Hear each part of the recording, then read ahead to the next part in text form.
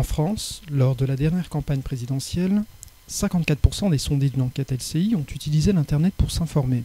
Avec l'émergence des sites de presse en ligne et des blogs d'opinion, l'Internet est devenu un support d'information majeur.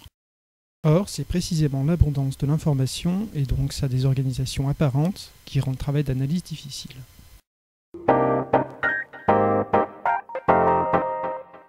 La banalisation des plateformes de publication et de la technologie RSS rend possible l'organisation de l'information à travers l'utilisation de lecteurs RSS ou des portails personnalisables. À titre d'exemple, voici un cas d'utilisation typique d'une session Google Reader. Les brèves publiées dans les fils RSS ne contiennent qu'une infime partie de l'information. Pour lire l'intégralité de l'article, l'utilisateur n'a pas d'autre choix que d'accéder au site publiant l'article. Les pages s'accumulent et l'information se disperse.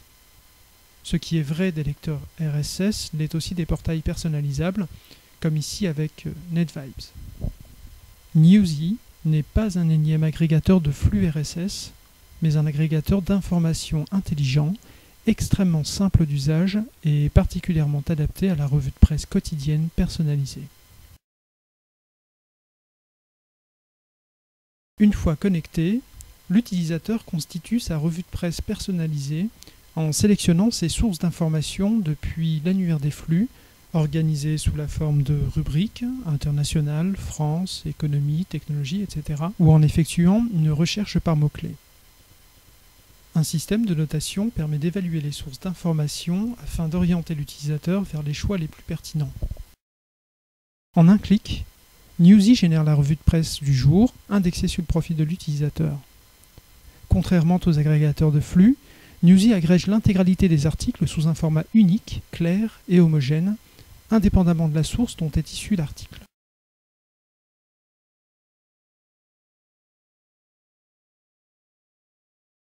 Newsy permet également de générer à la volée une revue de presse sur un thème précis, ici le Pakistan, en interrogeant le service Google Actualités.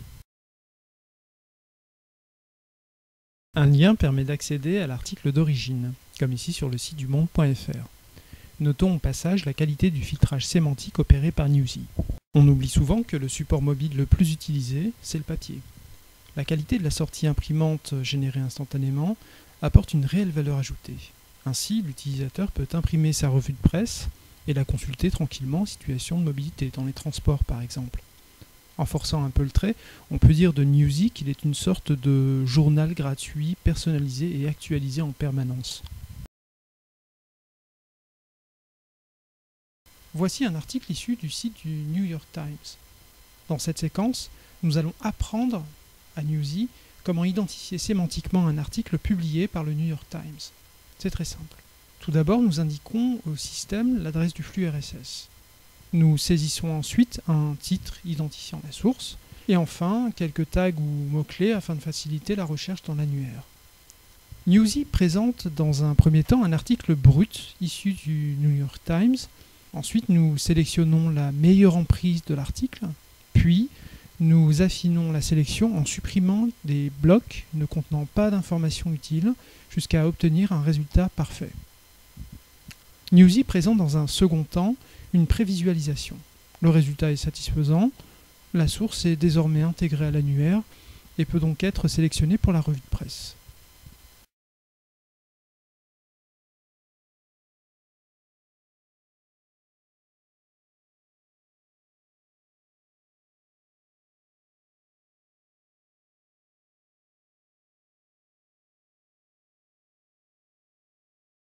À titre de comparaison, voici l'article publié par le site du New York Times et le voici formaté par Newsy. Il n'y a aucun stockage d'informations, Newsy agit tout simplement comme un filtre.